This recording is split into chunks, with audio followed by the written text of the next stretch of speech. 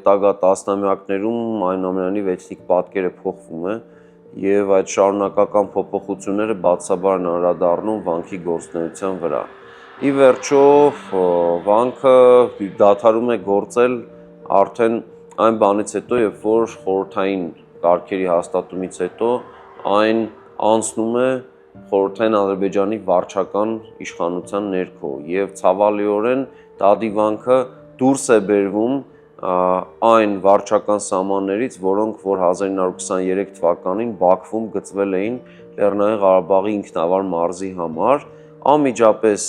սահմանին մոտ էր ստացվում, բայց դուրս էր մնում եւ հայտնվում էր փաստորեն այսպես կոչված Կարմիր Քրդստանի տարածքում եւ հետագայում պետք է փաստորեն